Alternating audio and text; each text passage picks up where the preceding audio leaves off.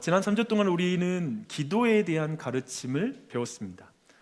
저는 지난주에 또 특별히 기도에 대한 이런 인상적인 문구를 봤습니다. 기도의 행위를 할 뿐 기도를 가르치지 않는 교회. 어때요? 안타까운 모습이죠. 이런 모습은 어떤가? 이런 교회는 어떤가요? 기도를 가르칠 뿐 기도를 행하지 않는 교회. 이 또한도 안타까운 모습입니다. 저는 지난 금요일 날 저녁에 얼마나 감사했는지 모릅니다. 금요 공동체 기도회 현장에서 그리고 온라인으로 우리 교우들이 한 사람 두 사람 들어와서 자리를 채우고 그렇게 기도하는 그 날이었는데요, 제 눈에는 너무나 아름다웠습니다.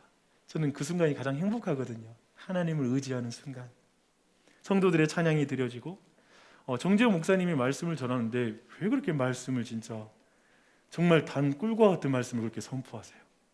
나 그 말씀 듣고 얼마나 은혜를 받았는지 몰라요. 너무 기뻤어요. 그리고 잘 준비된 기도 제목을 묵상하며 기도 제목에 따라서 온 교회가 기도하는데 그것이 너무나 감사했습니다. 제 개인적으로는 막 기도 제목의 단어 하나하나가 막 박히는 거예요, 제게. 그리고 그것이 살아있는 어떤 기도 제목으로 내 안에 와닿았습니다. 그에 따라서 기도하는 게 내게 너무나 즐거운 일이었습니다.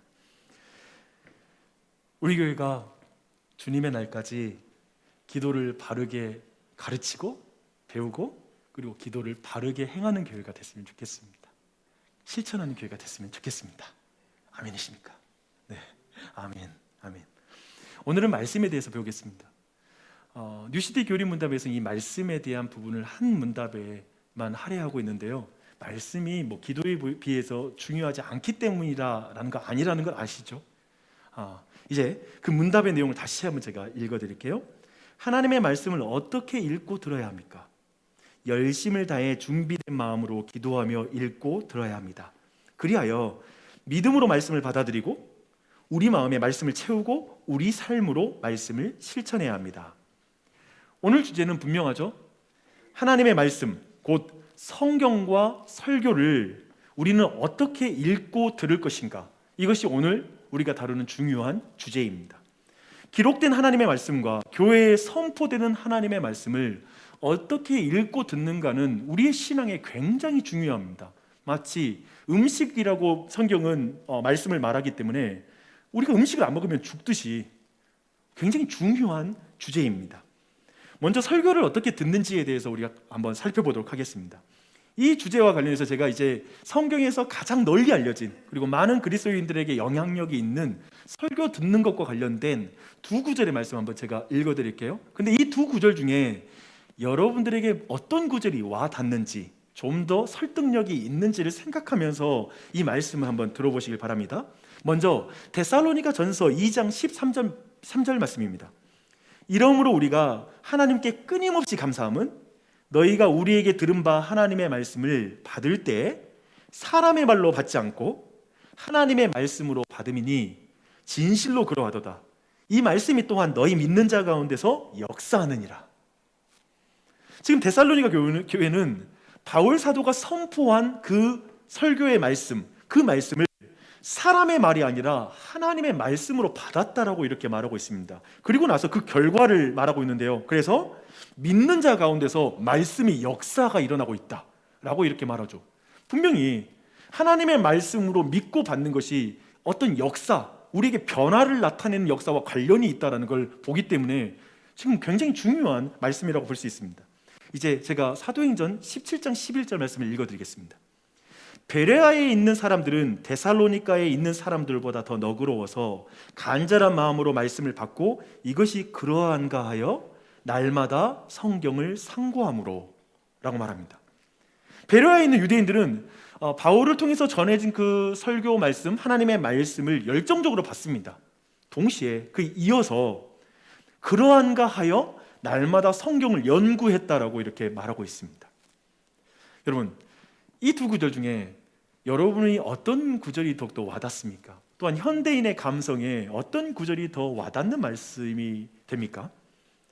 우리들 대부분 사도행전 17장 11절의 말씀이 더 와닿는 말씀이라고, 후자의 말씀이 더 와닿는 말씀이라고 이렇게 이해할 수 있을 것입니다. 왜냐하면 앞에서 설교를 사람의 말로 받지 않고 하나님의 말씀으로 받는 것은 매우 위험해 보이기 때문에 그렇습니다. 그도 그럴 것이 말도 안 되는 그런 어떤 말씀에 사람들이 아멘, 아멘 하는 걸 우리는 봤습니다. 제가 예전에 굉장히 그 과격한 부흥 집회에 갔는데 목사님이 콜록 하니까 아멘 그러는 거예요. 그래서 예를 들면 우리 모두는 어쩌면 그런 어떤 그 말씀 단위에서 모든 것을 아멘하라고 이렇게 가르쳤을 때 그 모든 것을 그러면 어떻게 생각해야 되지? 여기에 대해서 여러 가지 동의가 안 되는 부분도 있고 의구심이 있습니다. 그래서 아니다라는 생각이 들죠.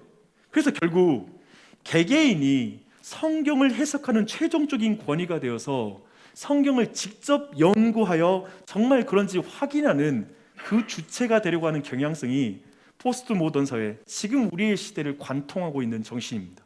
사실은 그래서 설교 말씀 가운데 설교자를 통해서 말씀을 하나님의 말씀으로 받는다라는 이 부분에 대해서 정확하게 어떻게 이해해야 될지 모르겠습니다.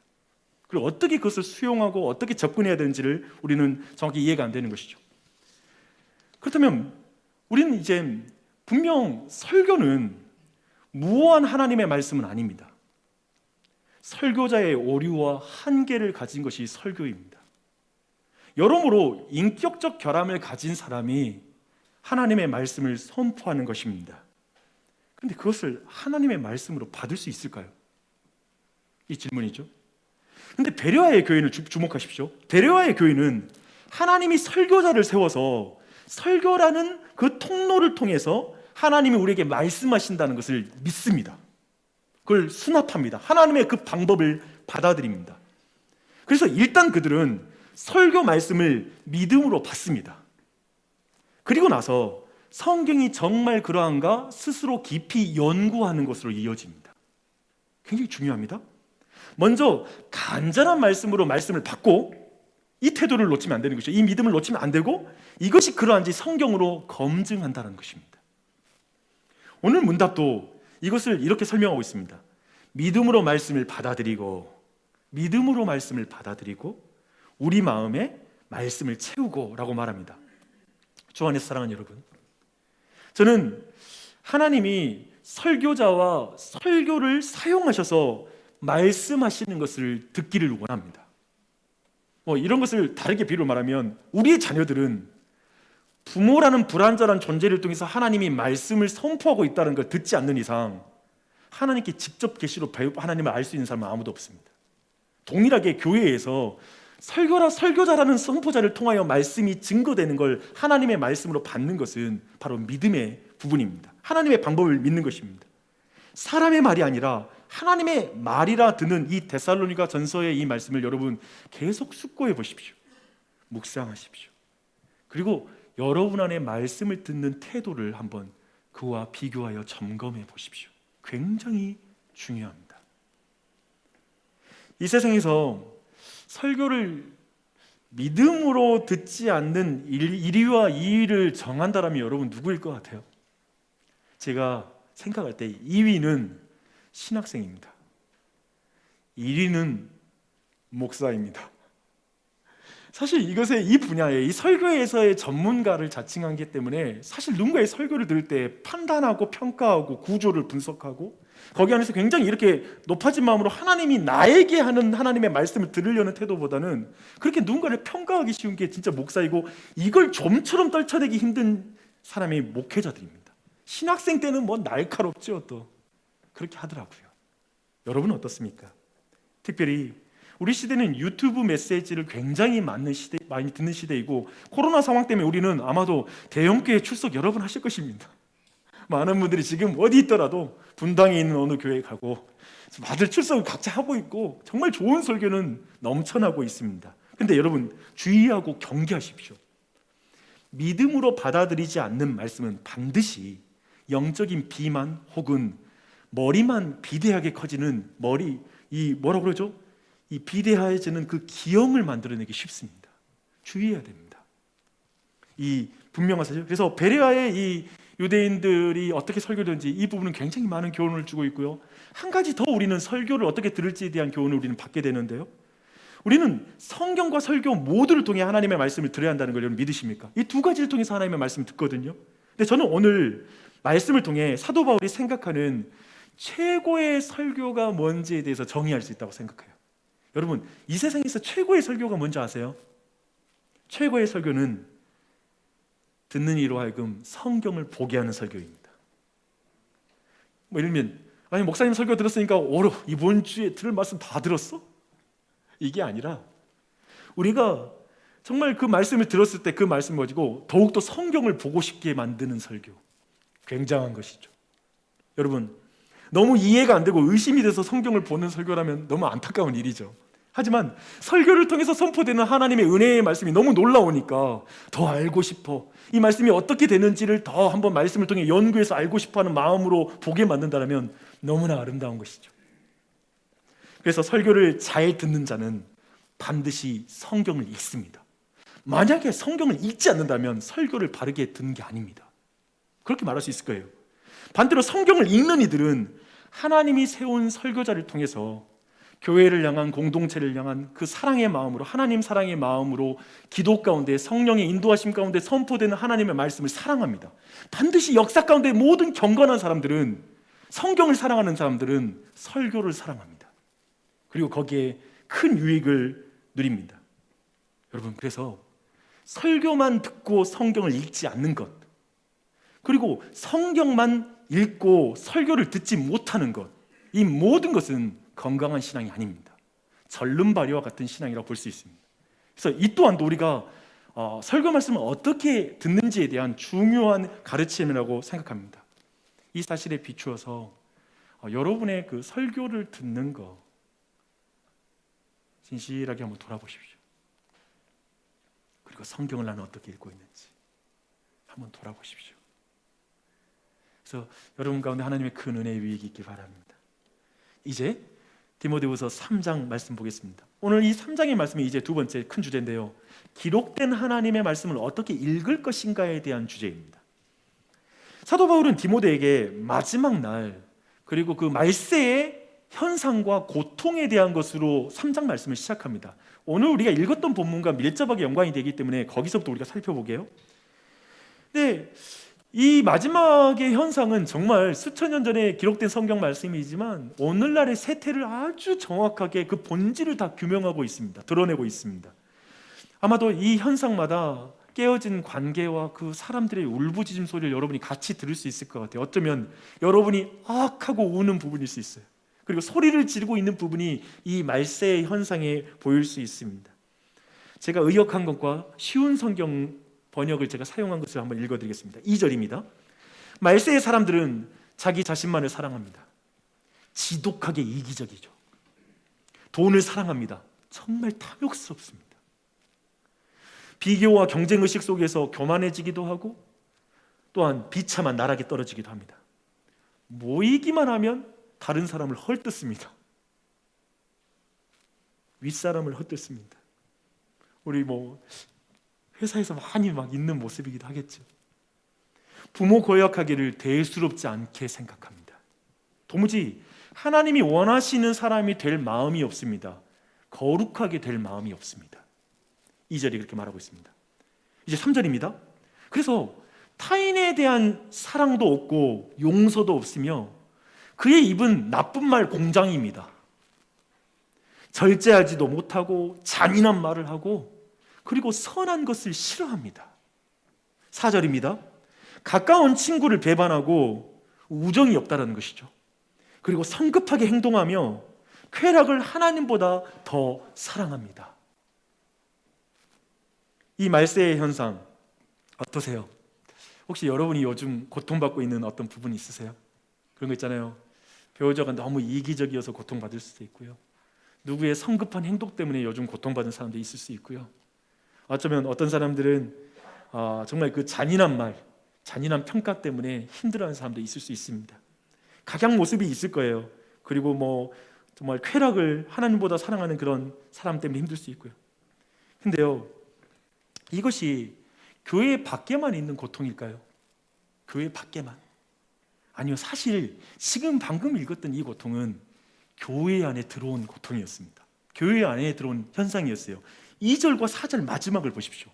놀랍게도 이 현상이 교회 안에까지 들어온 거예요. 그래서 일부 교인들이 하나님께서 원하시는 거룩한 사람이 되기를 원치 않는 거예요. 그리고 두 번째, 쾌락을 하나님보다 더 사랑하는 거예요. 정말 이게 지금 교회 안에 들어온 현상이었다는 것입니다. 그래서 이 8절을 보니까 그들을 얀네와 얌브레와 같은 사람이다라고 이렇게 평가하고 있습니다.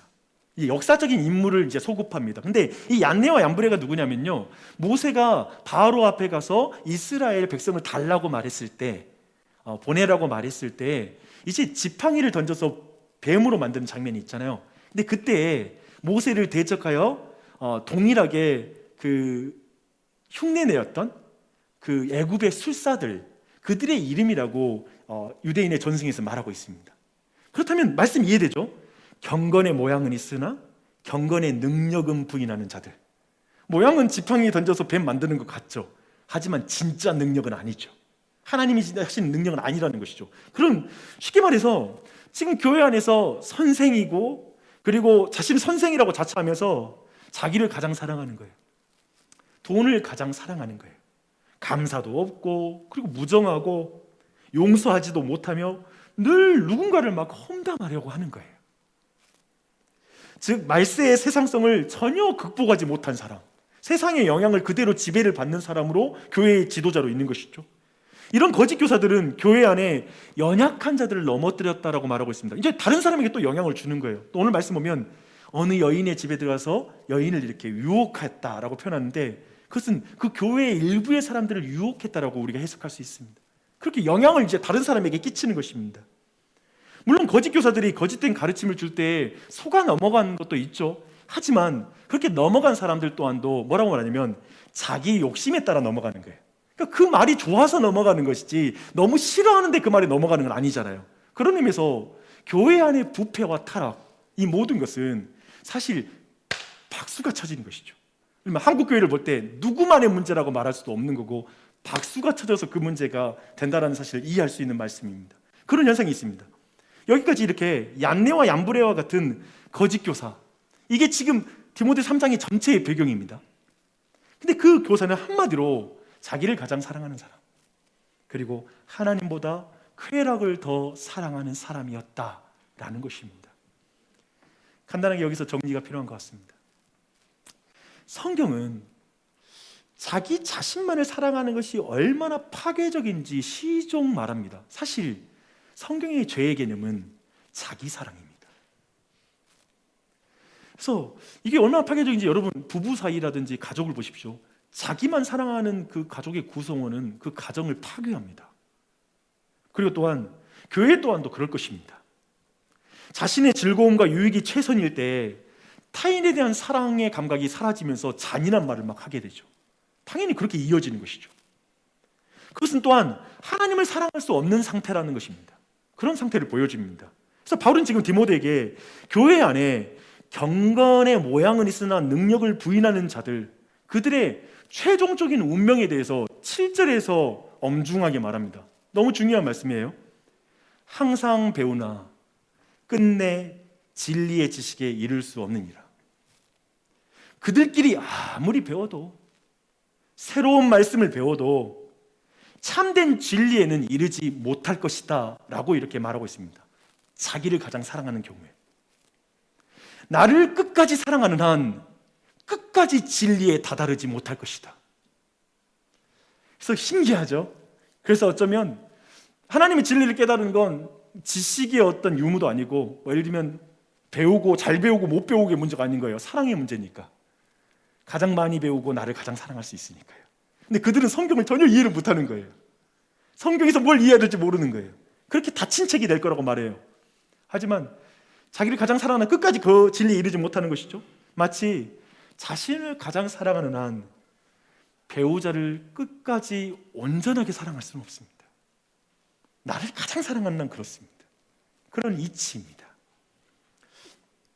이 부분을 보는데 지난주에 우리가 기도에 대해 배웠던 그 원리가 생각이 나는 거예요. 우리는 사랑하는 것을 기도한다라고 말했잖아요. 자신을 하나님보다 더 사랑하는 기도는 결국 하나님을 종으로 부리는 기도를 드리게 되죠. 그래서 결국 하나님을 이용하는, 외식하는 기도가 된다는 걸 지난주에 배웠고요. 또 한편에 기도 제목을 하나님보다 더 사랑하게 되면 그것은 하나님이 받지 아니하시는 이방인의 기도라는 걸 지난주에 우리가 배웠습니다. 사랑으로 기도를 이해하는 것이죠. 동일하게 지금 자신을 하나님보다 더 사랑하는 사람은 말씀에 순종하는 것이 아니라, 순종하기 위해서 말씀을 보는 것이 아니라 성경을 이용하기 위해 말씀을 볼 수 있습니다. 성경을 부적처럼 사용하게 되는 결과를 나올 수 있는 것이죠. 또한 자신의 쾌락을 하나님보다 더 사랑하는 사람은 하나님의 음성을 들을 수가 없습니다. 그것은 이방인의 독법입니다. 그렇다면 성경을 어떻게 읽을지를 우리는 분명히 배울 수 있어요. 우리는 성경을 읽을 때 자기 자신을 먼저 살펴보십시오.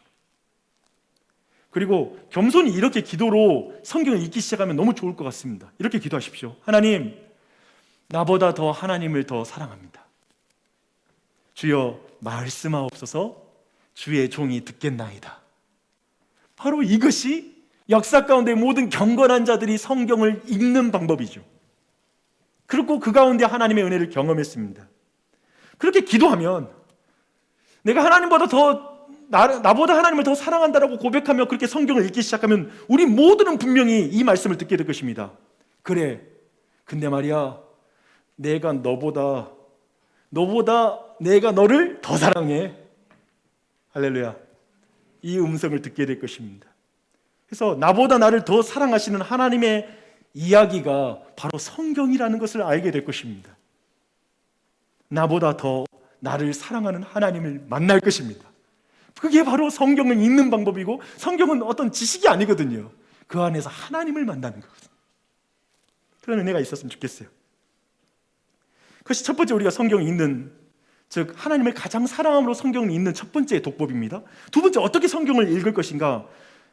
그것은 오늘 문답은 믿음으로 말씀을 받아들이고, 아까 우리가 처음에 서론에서 첫 번째 큰 주제에서 다뤘죠.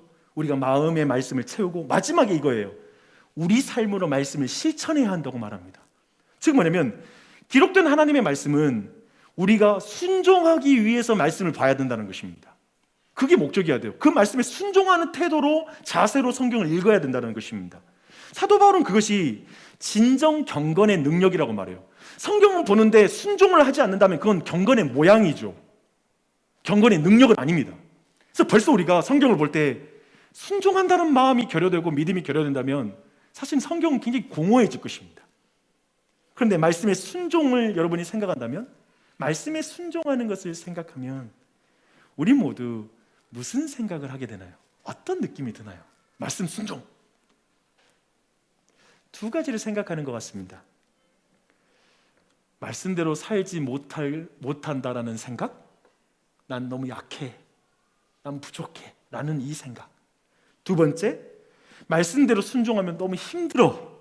그러니까 말씀대로 순종하면 내 삶이 복잡해지고 굉장히 많은 걸 고민해야 된다는 것들 자체에 대한 두려움. 이게 우리 오늘날의 성경을 읽는 사람들, 그리고 성경 안에 가까이 있는 교회 안에 있는 사람들의 감정인 거고, 그리고 그 느낌인 것 같습니다. 그래서 말씀을 순종하기에 읽는 것이 쉽지가 않습니다. 사람들은 어떤 방법을 취하냐면 성경을 좀 가볍게 취하는 경향이 있습니다. 그래서 마음을 위로하는, 그래서 오늘 내가 어느 정도 해야 될 의무감으로 후딱 읽는 느낌. 그래서 정말 그 깊이 그 안에 들어가지 못하는 것이죠. 근데 사도 바울을 주목해야 돼요. 근데 사도 바울이 지금 디모데가 좀 그런 상황이거든요. 근데 디모데에게 전공법을 선택합니다. 우회로 가지 않아요. 정면으로 공격하는 방법을 씁니다. 사도 바울은 경건의 능력이 뭔지를 10절 이하로, 야 나를 봐, 나를 보면 너가 경건의 능력이 뭔지 보여줄게, 말씀대로 순종하는 삶이 뭔지 알려줄게 라고 말하면서 10절 이하를 말하는데요, 이게 우리의 머리 뒤통수를 칩니다. 이렇게 말합니다. 나의 교훈과 행실과 의향과 믿음과 오래 참음과 사랑과 인내와 박해를 받음과 고난과 또한 안디옥과 이고니온과 루스드라에서 당한 일과 어떠한 박해를 받은 것을 내가 과연 보고 알았거니와 주께서 이 모든 것 가운데 나를 건지셨느니라. 이제 사도가 말합니다. 무릇 그리스도 예수 안에서 경건하게 살고자 하는 자는 박해를 받으리라. 무릇 하나님의 말씀에 순종하여 경건하게 살고자 하는 자는 박해를 받으리라. 사도는 말세의 고통의 때, 자기를 사랑하는 시대에 하나님을 사랑하고 하나님의 말씀을 가장 사랑하는 삶을 살아가는 삶은 고통과 박해가 있을 거라고 이렇게 말을 해요. 여기에서 사실 많은 신자들의 자기 해석이 일어납니다. 말씀 듣고 나서, 여러분이 부대끼는 말씀 듣고 나서 누군가와 말씀 나눌 때, 아니면 자기 스스로의 감정을 보면 부대끼잖아요.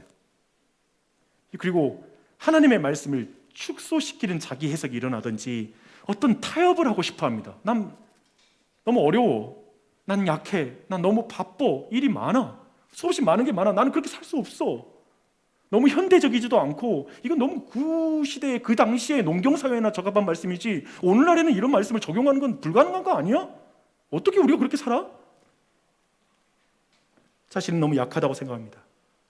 그래서 그렇게 자기를 부인하며 그리스도의 제자로 사는 것은 너무나 또 위험하다는 생각이 들어요.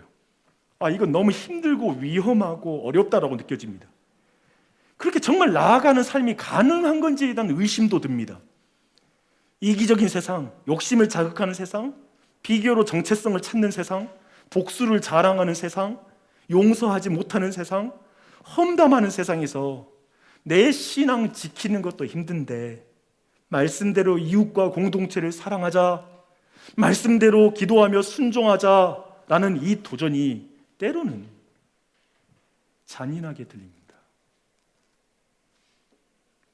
그래서 많은 그리스도인들이 자기 연민에 빠지기 시작합니다. 근데 이 자기 연민이란 건 자기 사랑에서 나오는 감정입니다. 너무 힘들다고 낙심하는 것입니다. 저도 그럴 때가 있고 여러분도 그럴 때가 있습니다. 우리에게 어떤 위로가 필요할까요?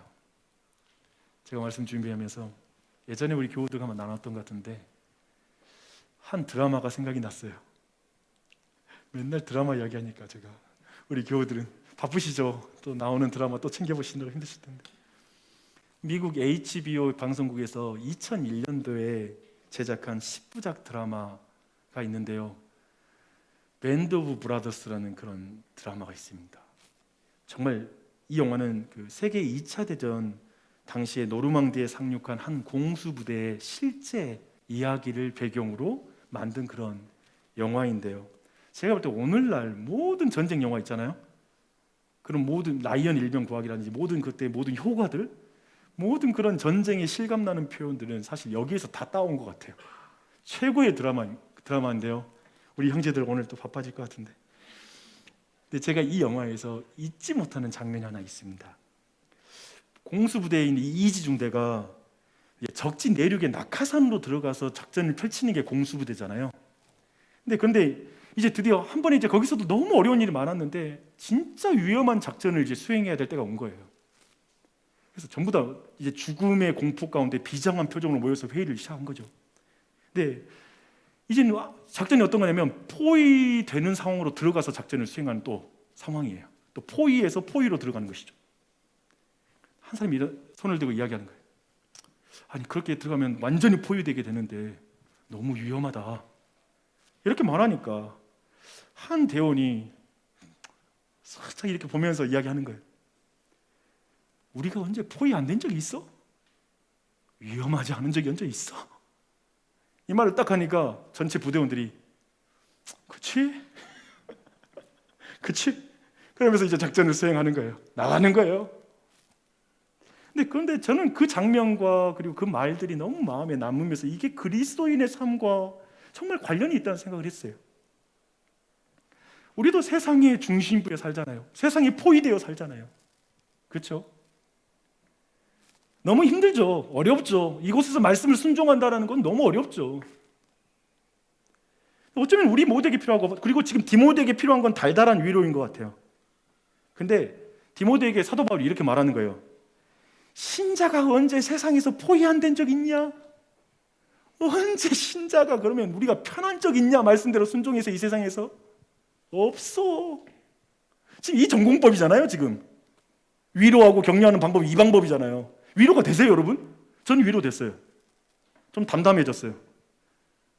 너무 힘들다고 막 악각 쓰고 나는 힘들어, 어떻게 세상에서 말씀을 살아, 이런 어떤 악소리 내는 것이 좀 잠잠해지더라고요.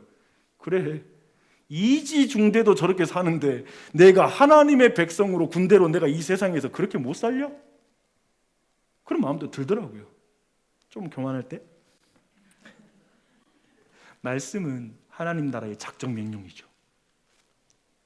우리는 매일 주일마다 교회에 모여서 그 말씀 작정 명령을 듣고 소그룹으로 흐트러져서 이제 중대별로, 마을별로 이제 이 말씀을 어떠대로, 이 작전을 그대로 말씀대로 수행할까를 회의를 하죠. 어쩌면 그 가운데 어쩌면 믿음이 약해지고 어려운 사람들은 너무 위험해, 너무 힘든 것 같아, 말씀 너무 힘들어, 이 작전대로 하기는 너무나 어려워, 위험해 라고 말할 때 또한 누군가, 특별히 우리 마을장님들이 말하겠죠. 우리가 언제 쉬운 적이 있었어? 언제 그리스도인이 편해? 죽을 때까지 안 편해. 우리 능력 없으니까 기도하자. 기도하면 하나님이 성령 주신다고 했어? 함께 하실 거야? 라고 이야기를 나누는 거예요. 말씀하는 거죠.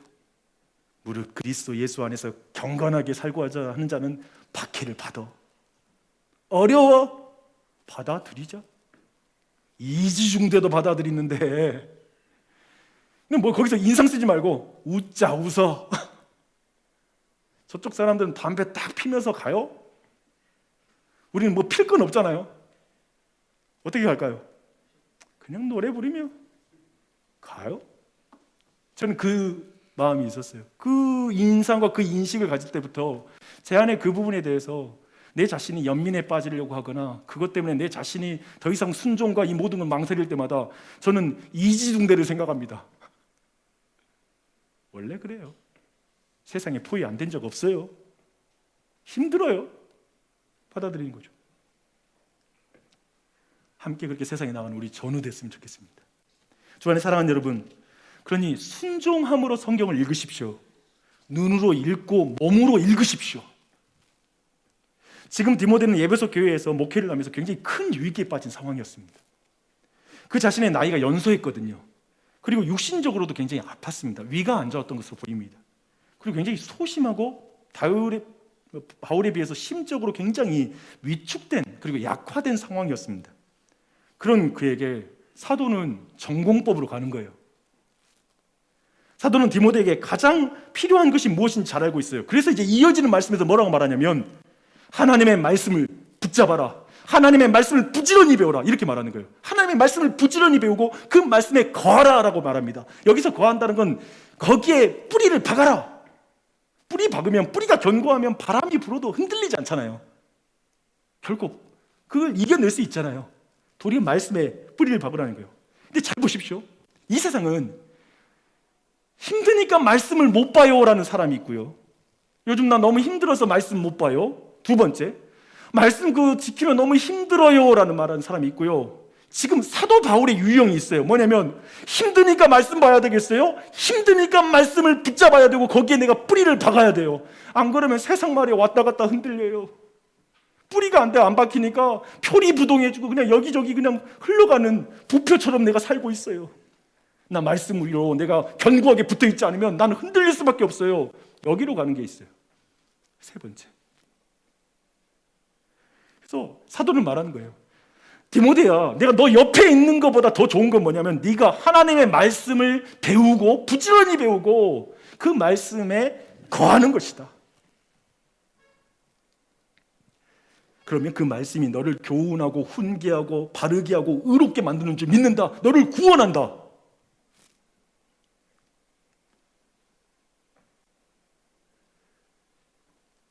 이렇게 말하고 있습니다. 사도 바울이 말하는 거예요. 나의 믿음을 봐라. 나의 오래 참음을 봐라. 사랑과 인내와 박해받음과 고난을 봐라. 그런데 말이다, 주님이 이 모든 것 가운데서 나를 건져주셨단다. 나를 보라고 하는 것은 나의 모든 고난이 하나님의 말씀을 따르는 과정에 지나지 않는 걸 보라는 것이다. 과정이에요. 목적이 아니에요. 과정이에요. 네. 오늘 말씀에서 우리가 무엇을 확인합니까? 믿음으로 설교를 듣고 기록된 하나님의 말씀을 함께 보고 있는지를 보았을 것입니다. 또 하나님을 가장 사랑함으로 하나님의 말씀을 듣고 있는지, 그 말씀에 어떤 영향을 나는 실질적으로 받고 있는지, 즉 나는 그 말씀에 구체적으로 순종하는 마음으로 말씀을 읽고 있는지, 듣고 있는지를 여러분 각자 자신을 보게 될 것입니다. 근데 그렇게 사는 일에 무슨 장애물이 있습니까? 여러분 안에 지금 하나님의 말씀 앞에 반응하는데 어떤 장애물이 내면에 있습니까? 그걸 생각해야 됩니다. 저도 늘 실패를 두려워합니다. 그대로 제대로 살지 못할 때가 참 많습니다. 제자의 길이 버거울 때가 있습니다. 근데 지난 금요 복음 집회에서 저는 정말 큰 위로를 받았습니다. 그날 본문은 예수님이 베드로와 여러 제자들을 물고기 잡는 현장에서 이렇게 부르시는 그 장면이었습니다. 그래서 사람을 낚는 어부로 이렇게 부르시는 장면이었습니다. 제게 굉장히 크게 위로된 것은 예수님이 제자들이 약하고 실패할 것을 다 아시고 부르셨다는 사실입니다. 그래서 정 목사님이 이런 말을 했어요. 진정한 위로가 뭘까요? 많은 사람은, 좀 정확히 기억은 안 나지만 이렇게 좀 해봤어요. 많은 사람은 어차피 실패할 테니까 하지 마, 안 해도 돼, 너는 약하고 또 죄인이니까 괜찮아, 안 해도 돼, 이것을 위로라고 생각합니다. 그런데 예수님은 실패할 걸 알고 제자를 부르십니다. 그 의미는 뭐냐면, 해봐, 내 제자로 걸어, 그러다가 넘어져도 돼. 진짜 위로는 해봐, 넘어져도 돼가 진짜 위로지, 해도 안 될 테니까 하지 마, 괜찮아, 그냥 그렇게 너를 위해 살아도 괜찮아, 좀 이기적일 수 있지, 너 중심으로 살아, 자기 사는 거 다 사는데 뭐 그렇게 살아도 괜찮아. 이게 위로가 아니라, 아니 그리스도를 따라 제자가 돼, 근데 그렇게 가다가 넘어져도 돼. 제가 본 기독교 그리고 한국교회의 신앙과 제가 본 성경에서 만난, 우리가 오늘 신앙 형식에서 만난 가장 큰 문제는 뭐냐면 이거예요. 시험 보면 100점 못 맞으니 시험을 안 보겠다는 거예요. 그러니까 벌써 100점 못 맞는 게 너무 심한 거예요. 그러니까 우리가 영어 할 때 문법 틀린 게 싫으니까 영어를 안 배우겠다는 거야. 이게 신앙이 그대로 반영이 되는 거예요. 우리는 완전주의가 있어가지고, 그 선비적 완전주의가 우리 그 대한민국의 피 속에 흐르고 있으니까, 유교적 사상이 있으니까 완전하지 않으면 늘 만족도 없고 기쁨도 없어요. 조금 노력하다가 실패할 수 있는데. 여러분 기억하십시오. 야구에서는 3할 치면 잘 치는 거예요. 그 관점을 가지셔야 돼요. 3할 치면 잘 치는 거예요. 근데 타석 나 못 치니까, 내 10번 치면 던졌을 때 10번 다 못 치니까 나 타석에 안 설레. 그 신앙생활 할 때 이렇게 가는 게 아니에요. 여러분 더욱더 말씀 앞에 가는 건 그런 어떤 두려움이 아니라 이 믿음을 가지고 사야 됩니다. 실패해도 돼, 하지만 하는 것입니다. 그렇게 나아갔으면 좋겠어요. 이게 여러분에게 말씀을 읽고 순종으로 나아가는 그것 가운데 놀라운 위로가 되는 말씀이 되길 바랍니다. 또 한 가지 있습니다. 요한복음 보면 무리들에게 예수님이 어려운 말씀을 하십니다. 자신의 살과 피를 먹으면 영생을 얻는다 말씀을 준 거죠. 그렇게 말하니까 기적을 행하는 예수님을 굉장히 좋아서 많은 무리가 모여 있었거든요. 근데 너무나 많은 무리가 떠나버리는 거예요. 말씀 너무 어려워라고 하면서 떠나는 거예요. 그때 주님이 제자들에게 물으십니다. 너희도 가렸느냐? 이때 비리비리한 제자들이 대답합니다. 잘 알죠? 우리 그 제자들이 어떤 제자들인지. 영생의 말씀이 주께 있는데 우리가 누구에게 가오리까? 멋있죠. 저는 이것이 오늘날에도 벌어지는 일인 것 같습니다. 제자도를 요구하는 말씀을 들으면 사람들이 떠납니다. 어려운 말씀이에요 이거. 부담스럽네 이 교회. 아니면 이 말씀 너무 부담스럽네. 세상은 자기 자신을 가장 사랑하고 경건의 모양은 있으나 능력을 찾을 수 없는 교회 참 많아요. 내 자신인 것 같기도 하고, 어쩌면 우리의 현실일 수 있어요.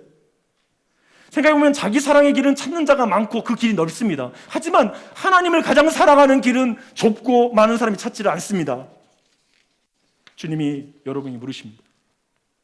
너희도 가겠느냐?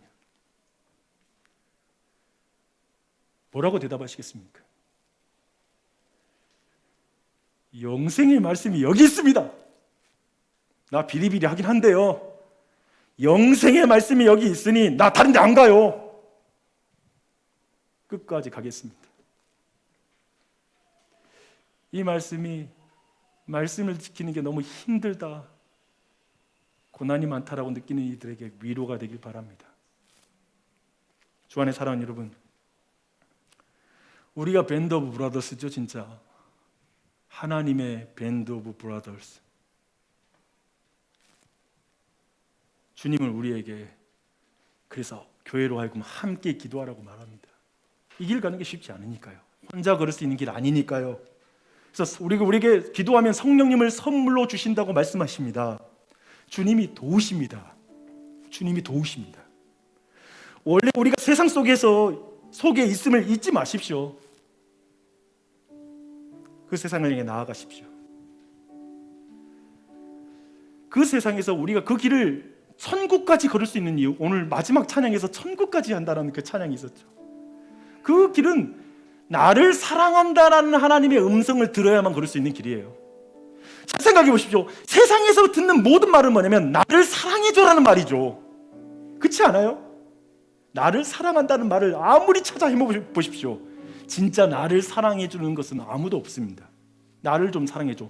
그래서 부부 사이에도 때로는 왜 이렇게 당신 나를 사랑 안 해줘? 왜 나를 사랑 안 해줘? 내 중심, 나를 가장 사랑하면 항상 상대는 적게 하는 것이죠. 부족하죠. 그러나 그런 세상 속에서 우리가 진짜 들어야 될 음성은 뭐냐면 너를 내가 사랑한다. 내가 너를 사랑한다. 근데 그 사랑한다는 말은 성경에 써 있네. 성경에 있다고요. 영생의 길은, 천국의 길은 의지로 가는 길이 아닌 것 같아요. 도리어 사랑받아야 가는 길이에요. 사랑받는 길은 성경에 써 있어요. 그러니 성경을 사랑하십시오. 성경을 귀히 여기고 성경을 보십시오. 그리고 그 말씀에 순종하기에 나아가십시오. 내 힘으로 안 되니 문답 기가 막혀요. 기도로 준비되어 말씀을 읽어야 된다. 기도를 강조해요. 기도 없는 성경 읽기 어렵고 성경 없는 기도도 안 되죠. 같이 가야죠.